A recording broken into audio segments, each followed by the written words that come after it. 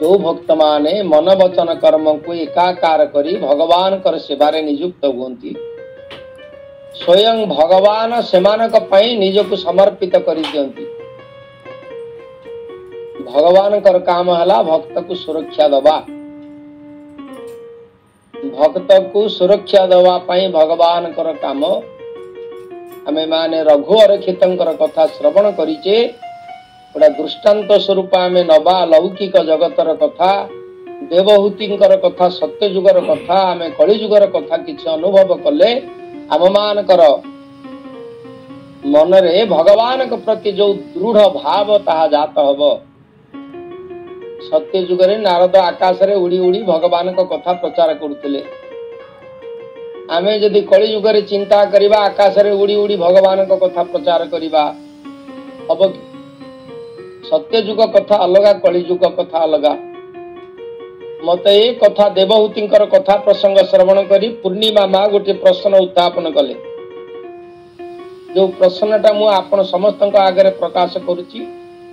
पूर्णिमा माँ आमर देवहूतिंकर कथा तांकर मन को स्पर्श कला एवं सेही भली भाव रे जीवन यापन करिवा पई से इच्छा करी मते गोटा प्रश्न उत्थापन कले जे देवहूति माँ जहा करिथिले आमे कोन कलि युग रे सेहा करि परिबा। ए प्रश्न मु आपण मान को ऊपर छाड़ी जाउची। आपण मान ही यहा को विचार करिवे देवहूति माँ कलि युग रे जहा करिथिले आमे माने कलि युग रे ताहा करि परिबा कि? जदि करि परिबा किमिति करिबा? जदि करि परिबा नाही ताहले किभली भाव रे आमे भगवत प्राप्ति हबा? आमे समस्त चाहुचे भगवत प्राप्ति हबा। जदि कलि युग रे ताहा पालन करि परिबा नाही ताहले ए ग्रंथ पाठ करी आमे माने अनुध्यान करिवार बा अनुभव करिवार आवश्यकता कोन? ए चिंता आपण मान को ऊपर मु छाड़ीबी। मु अनुरोध करीबी डॉक्टर आरती करंकु से आमको टिके सूचना देबे संक्षिप्त भाव रे माँ देवहूति सत्य जुग रे जहा करुथिले आमे कोन करि परिबा कि? जदि करि परिबा नाही किभली भाव रे भगवत प्राप्ति होबा? डॉक्टर आरती। प्रणाम गुरुदेव। उपस्थित समस्त को मोर यथामान्य जे प्रश्नटी तो निश्चित भाव रे आम समस्त उपयोगी। देवहूति माँ जहा करिथिले आमे केबे भी ताहा करि परिबा नाही कारण से स्वयं भगवान को पुत्र रूपे पाइथिले। आ भगवान को पाइबा पाई कौन कौन माध्यम से पुंखानुपुंख आलोचना कले। तेणु आमे समस्ते खाली संसार रूपक ए हाट को आसी समस्ते खाली बाट हुड़ा होछे। बाट हुड़ी प्रभु अबाटरे आसी तुमको पारुनी धरी आमे समस्ते अबाटरे एणे तेणे बुलुचे सिना भगवत प्राप्ति होई पारु नाही कारण आमे उचित मार्ग जानी पारुनो। तेणु आमे चेष्टा तो निश्चित भाव रे रखिबा कारण आमे समस्ते सचेतन हबा। आपण जहा कहिले जे सांसारिक मोहमाया प्रति एतेटा आसक्त हेबा नाही। आमे समस्ते मने रखिबा से भक्तचरण दासंकर मनबोध 34 को छार देह को मन करूछु सज छाड़ी छंद कपट गोविंद भज। तेणु एई प्रकार चिंता अंतत आम समस्त मनरे आसीबा उचित जे एई संसार अलिक असार मनुआरे खाली हेबो काली तो पंजुरी जेते बाट बुझिले तू जीव से बाहरी। ए प्राण रूपक पक्षी को रखिबा पई आमे जेते चेष्टा कले मध्य एहा निश्चित भावरे दिने बाहरी चली जीवो। एई प्रकार सचेतनता आम मानकर आसुनी। सेइथि पई तो साधु समाज सबु बेले हमको पथ प्रदर्शक होई सुनेइछंती जे बाल्य काल धर्म धन मु संजीवी ए जीवन अनिश्चित केजणे कहार आजि मृत्यु काल होई जीव उपस्थित। तेणु आमे जानू ना केतेबेले कहार शेष घंटा बाजी जीव। तेणु आमे तो केबे हेले देवहूति माँ देवहूति परी होई परिबा नाही। तेबे भगवान को एतिकी प्रार्थना करिबा मुंड हल्लो थाओ तुंड गाओ ମହାବାହୁ ମହାବାହୁ ବୋଲୋ ଥାଉ। ଏ ସଂସାରରେ ଅନେକ ଲୋଭନୀୟ ଜିନିଷ ଥିଲେ ମଧ୍ୟ ସେଠିକି ଆମ ଆଖି ନ ଯାଇ କେବଳ ସେଇ ଭଗବତ କୃପାରୁ ତାଙ୍କରି ଠାରେ ଆମ ମନ କେମିତି ନିବିଷ୍ଟ ହଉ, ଏତିକି ଅନ୍ତତଃ ଆମେ ସମସ୍ତେ ପ୍ରାର୍ଥନା କରିବା। ଜୟ ଜଗନ୍ନାଥ। ଧନ୍ୟବାଦ ମା ଡକ୍ଟର ଆରତୀ କର ମାଙ୍କୁ, ଯାହା ହଉ ସୁନ୍ଦର ଭାବରେ ଆମ ମାନଙ୍କ ପାଇଁ କଳି ଯୁଗରେ କିଭଳି କରିପାରିବା, କିଭଳି ଭାବରେ ଜୀବନକୁ ସାର୍ଥକ କରିପାରିବା, ମା ଦେବହୂତିଙ୍କ ଭଳି ଆମେ ହେଇ ନ ପାରିଲେ ମଧ୍ୟ ପ୍ରଥମ କଥାଟି ଆପଣ ମାନଙ୍କର ଆଗରେ କହୁଛି, ମନନି ବେଶୀ ବାସୁଦେବେ ବସି ରହିଲେ ତାଣୁ ଭାବେ। ଏତିକି ତ କରିପାରିବା। ମନଟାକୁ ଭଗବାନଙ୍କ ନିକଟରେ ସମର୍ପଣ କରିଦେଇ ଆଖି ବନ୍ଦ କରି ଭଗବାନଙ୍କର ଚିନ୍ତା କରି ଭଗବାନଙ୍କର ରୂପକୁ ଧ୍ୟାନ କରି ଯୋଗାସନରେ ବସିପାରିବା, ଏତିକି କରିପାରିବା। ଏବଂ ଗୋଟିଏ ମୁହୂର୍ତ୍ତ ଯଦି ଭଗବାନଙ୍କ ନିକଟରେ ମନ ସମର୍ପିତ ହେଇଗଲା, ଶ୍ରୀମଦ ଭାଗବତ କହିଲେ ତମେ ଆଉ ପୁନର୍ବାର ମର୍ତ୍ତ୍ୟପୁରକୁ ଫେରିବ ନାହିଁ। ଯଦ୍ଗତ୍ୱା ନନିବର୍ତ୍ତନ୍ତେ ତଦ୍ଧାମ ପରମଂ ମମ। ଶରୀରଟାକୁ ଭଗବାନଙ୍କୁ ଦେବା ପାଇଁ ଚେଷ୍ଟା ନ କରି ମନଟାକୁ ଭଗବାନଙ୍କୁ ଅର୍ପଣ କଲେ ଆମେ ମାନେ ସହଜରେ ମା ଦେବହୂତିଙ୍କ ଭଳି ଭଗବାନଙ୍କୁ ପାଇପାରିବା। ଅତି ସହଜ। ସାମାନ୍ୟ କଥା କରି ଆମେ ମାନେ ଭଗବାନଙ୍କୁ କିଣି ପାରିବା, କିନ୍ତୁ ମନ ରୂପକ ଅର୍ଥକୁ ଆମେ ଭଗବାନଙ୍କ ନିକଟରେ ଅର୍ପଣ କରି ଭଗବାନଙ୍କୁ ନିଜର କରିପାରିବା। ମା ଦେବହୂତି ସେୟା କରିଥିଲେ। ଆମେ ଆଜି ସେଇଭଳି ଭାବରେ ଭଗବାନଙ୍କର ଚିନ୍ତା କରିବା। ବର୍ତ୍ତମାନ 30 ନମ୍ବର ଶ୍ଲୋକକୁ ଆମେ ମାନେ ଯିବା। 30 ନମ୍ବର ଶ୍ଲୋକଟି ହେଲା, ଏବଂ ସା କପିଳୋକ୍ତେନ ମାର୍ଗେଣା ଚିରତଃ ପରଂ ଆତ୍ମାନଂ ବ୍ରହ୍ମ ନିର୍ବାଣଂ ଭଗବନ୍ତଂ ମବାପ। ଆପଣ ମାନେ ସୁନ୍ଦର ଭାବରେ ଶ୍ରବଣ କରୁଛନ୍ତି। ଏବଂ ସା କପିଳୋକ୍ତେନ,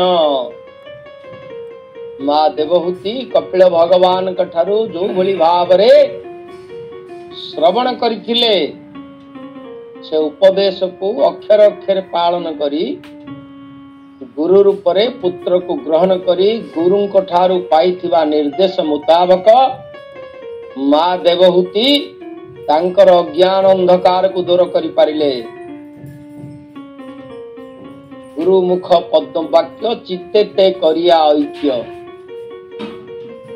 ଗୁରୁମୁଖ ପଦ୍ମ ବାକ୍ୟ ତାହାକୁ ସ୍ମରଣ କରି ଯଦି ଆମେ ମାନେ ଭଗବାନଙ୍କ ନିକଟରେ ନିବେଶିତ ହବା, ତାହେଲେ ଅତି ସହଜରେ ଭଗବାନଙ୍କୁ ପାଇପାରିବା। ଗୁରୁଙ୍କର ଆଶୀର୍ବାଦ ଦରକାର। ଗୁରୁଙ୍କର ଆଶୀର୍ବାଦ ନଥିଲେ ଆମେ ମାନେ କିଛି କରିପାରିବା ନାହିଁ। ଯେତେ ମନ୍ତ୍ର ଯନ୍ତ୍ର ତନ୍ତ୍ର ଜ୍ଞାନ ଜ୍ଞାନୀ ଗୁଣୀ ହେଲେ ମଧ୍ୟ ଆମେ ମାନେ ଉଦ୍ଧାର ପାଇପାରିବା ନାହିଁ। ପଦ୍ମପାଦଙ୍କର ଉଦାହରଣ ଆମେ ନବା। ପଦ୍ମପାଦ ଭଗବାନଙ୍କର ପରମ ସେବକ ଶଙ୍କର ଭଗବାନଙ୍କର ଶଙ୍କରାଚାର୍ଯ୍ୟ, ଜଗତଗୁରୁ ଶଙ୍କରାଚାର୍ଯ୍ୟ। ସେ ଜଣେ ମାତ୍ର ସାମାନ୍ୟ ମାତ୍ର ସେବକ ଥିଲେ।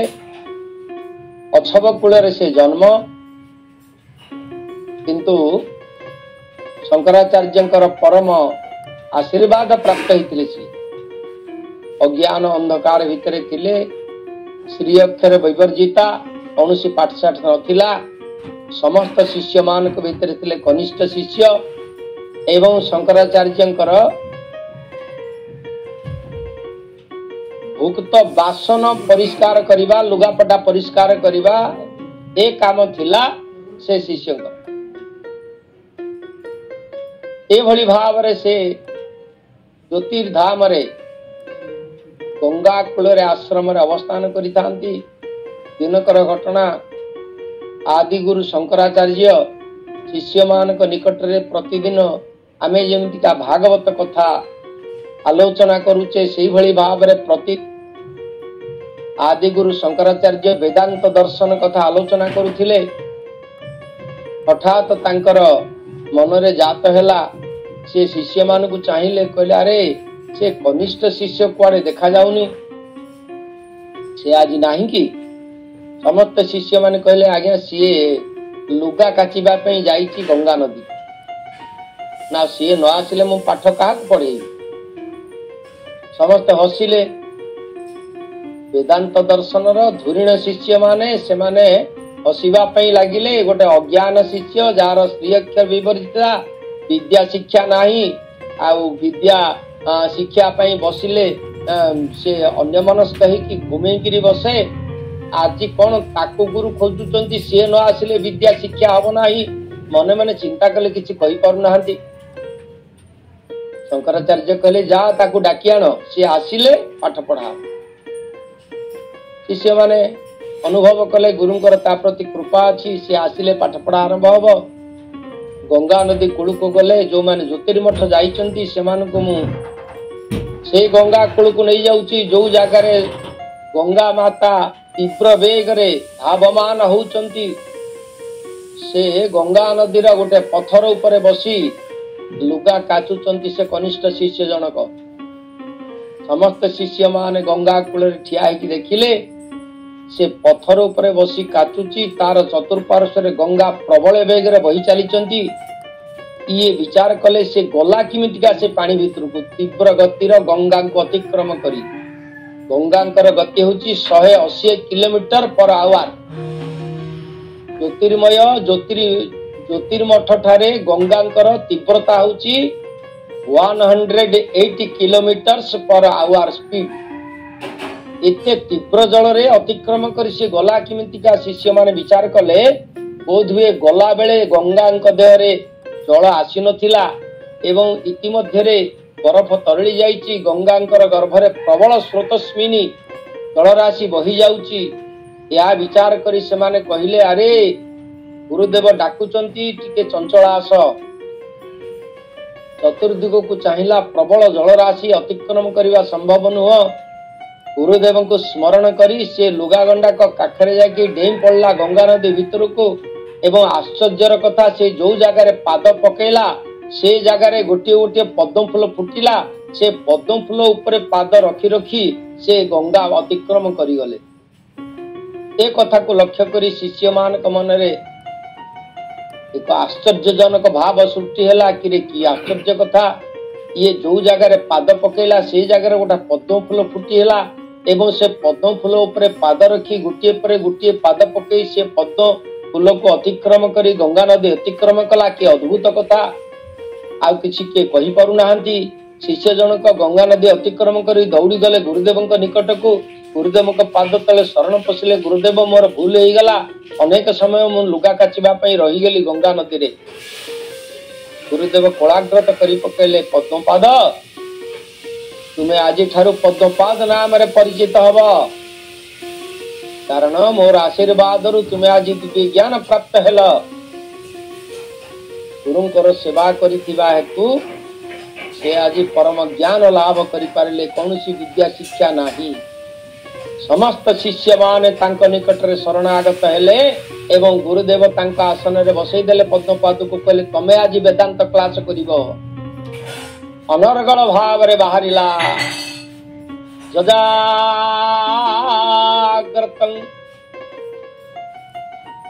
भाव रे वेद पाठ करिबा पई आरंभ कले पद्मपाद एवं तांकर नाम हैला पद्मपाद जे कि प्रथम शिष्य रूप में परिगणित हेले। शंकराचार्य गुरुदेवंकर आशीर्वाद न पाइबा पर्यंत जीव कौनसी प्रकार अग्रगति करि पारिबो नाही पारमार्थिक क्षेत्र रे।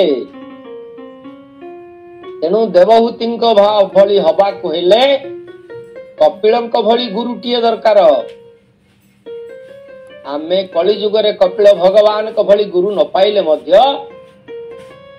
अनेक अनेक पारमार्थिक गुरु अछंती जो माने सेमानकर दिव्यता को ए पर्यंत जगत रे प्रतिभात करिबा पई अपेक्षा करिसंती शिष्य मान के निकट रे तांकर ज्ञान प्रकाश करी जगत को उद्धार करिबा होची गुरुंकर काम। से माने भगवान कर स्वरूप।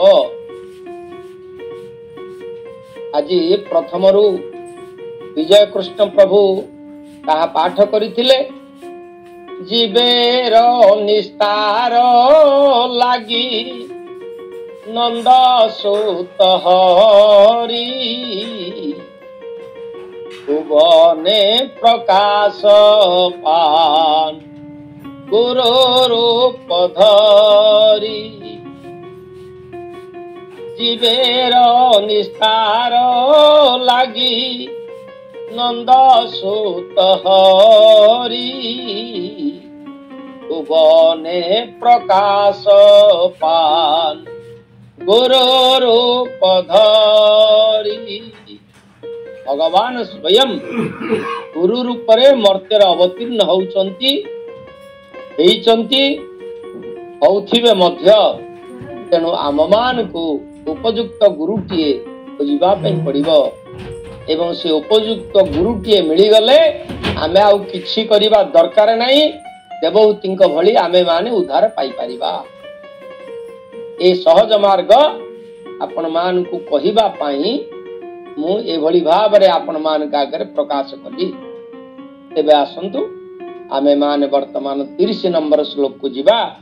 30 नंबर श्लोक टी हैला पाठ कली आपण मान का आगे। एवं सा कपिलोक्तेन मार्गेणा चिरतः परं आत्मानं ब्रह्म निर्वाणं भगवन्तं अवापः। मां देवहूति भगवान कपिलंकर समस्त निर्देशावली को मन रखी तांकर जोग ध्यान आरंभ करी भगवान कर स्मरण रहिले। आउ शरीर चिंता नहीं, संसार चिंता नहीं, केवल गोटे मात्र चिंता शयन सपन करणे केवल से भगवान कर चिंता। एटी तीनोटी शब्द कथा ए श्लोक रे सुंदर भाव रे प्रकाश करिसंती। आत्मानं ब्रह्म निर्वाणं भगवंतम। ये जो तीनोटी शब्द ये तीनोटी होची पारमार्थिक शब्द। आत्मानं ब्रह्म निर्वाणं भगवंतम। या को आमे माने आलोचना कला बळे आमे माने देखिबा आत्मानं अर्थार्थ कोन ना आत्मा रे भगवान को दर्शन करिबा। कपिल भगवान से मार्ग को आम मान का आगे प्रकाश करिसंती। भगवान कर स्वरूप को दर्शन करी जो भगवान कर दिव्य प्रतिमूर्ति आमे मान दर्शन करुचे ताहाको पाद ठारू मस्तक पर्यंत धीरे धीरे नयन कमल रे दर्शन करी हृदय कमल रे स्थापन करिबा पई पड़िबो। आत्मानं आत्मा को ब्रह्म को आत्मा रे चिंता करिबो। तापर हैला ब्रह्म निर्वाणम। ब्रह्म निर्वाणम निर्वाण अर्थ होची शेष। निर्वाण अर्थार्थ होची शरीर त्याग करी चाली जीवाटा को निर्वाण कहा जाए। किंतु एठी जो ब्रह्म निर्वाण कहा जायची ये शरीर थाई कि निर्वाण मिलिबो। ब्रह्म निर्वाण ब्रह्म रे समर्पित हो जिबा संपूर्ण भाव रे ब्रह्मकर ब्रह्मभूत हो जिबा को कहा जाए ब्रह्म निर्वाण। पूर्वरु शब्द के व्यवहार करिसंती भागवत रे ब्रह्मभूत। ब्रह्मभूत अर्थ ब्रह्म निर्वाण ब्रह्म स्वरूप हो जिबा। भगवान को चिंता रे आत्मा को आत्मा रे निवेशी ब्रह्मभूत भाव रे ब्रह्म निर्वाण प्राप्ति हवा। एवं तृतीय पर्याय कहले भगवंतम। भगवंतं अर्थार्थ सर ऐश्वर्य पूर्ण भगवान को निकट रे निज को समर्पित करिबा। आत्मानं ब्रह्म निर्वाणं भगवंतम। एभଳି भावरे कपिल भगवान कर माता देवहूति तांकर दिव्य ज्ञान प्राप्ति हेले एवं सर्वोच्च सिद्धि लाभ कले। सर्वोच्च सिद्धि जो सिद्धि साधु संत महात्मा माने केबे पाइबा पई चिंता भी करि नथांती स्वयं भगवान कर देहरे लीन होई गले एवं कपिल वैकुंठ रे से स्थानित हेले। कपिल वैकुंठ एठी आपण मानक मन रे संदेह जाता हो कि वैकुंठ तो वैकुंठ कपिल वैकुंठ कोन? अनेक अनेक वैकुंठ अछंती। भगवान कर जेमति अनंत रूप अछंती, अद्वैतं अच्युतं अनादिम अनंतं रूपम। भगवान कर अनेक अनेक रूप अछंती, अनेक अनेक वैकुंठ अछंती, अनेक अनेक गोलक साकेत अछंती। ता मध्यरु कपिल वैकुंठ होउछंती एक, जो स्थान रे कपिल महामुनि एबे मध्य तांकर से दिव्य ज्ञान को प्रचारित करूछंती।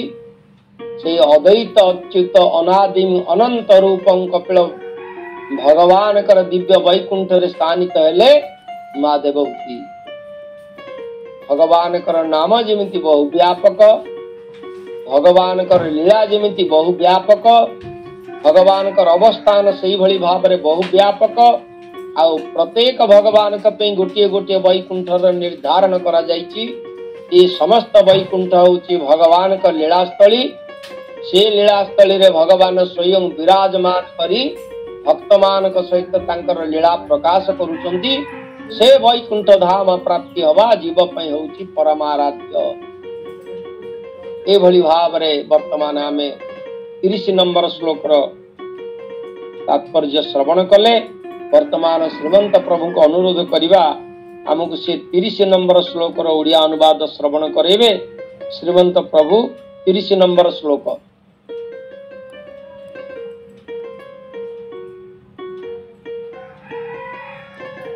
दंड तुम्हारे समर्पण। सुनो हे विदुर तदन्ते कपिल जोगर उकते लभिले से ब्रह्म निर्वाण देशने जले जललीन लभिले से ब्रह्म निर्वाण देशने जले जललीन। बोल देवहूति माता की, बोल कपिल भगवान की जय, बोल भागवत महापुराण की जय। की भली भावरे आजी भगवान के निकट रे माँ देवहूति शरण पशिले। मिशि जाए जथा प्रभाती तारा रवि किरणे, मिशि जाए जथा जीवात्मा परमात्मा चरणे। राधानाथंकर चंद्रभागा काव्यर ये होचे एक उक्ति। जो भली भावरे रवि किरण रे तारा मानकर आलोक मिशि जाए, जो भली भावरे परमात्मांकर चरण रे जीवात्मा मिशि जाए। आउ जेमिति नदी माने आसी जल महासमुद्र भितरे एकाकार ही जानती, आजी माता देवहूति सेही भली भावरे भगवान कर श्री चरण रे ध्यानस्थ ही निमग्न ही गले एवं भगवान कर चरण रे स्थान पाइले। आहा केडे सुंदर भाग्य मिलिला माँ देवहूति की। भगवान कर केडे करुणा। जो परम पद लाभ करिबा पाई साधु संत सन्यासी महंत महात्मा माने अनेक अनेक बार चेष्टा करी मध्य प्राप्त ही नांती। आज से परम पद लाभ कले माँ देवहूति। मैत्रेय महामुनि विदुर को एक कथा कही नीरव ही गले। आउ किछि कहि पारले नाही, कारण देवहूतिंकर कथा एठी समाप्त हैला।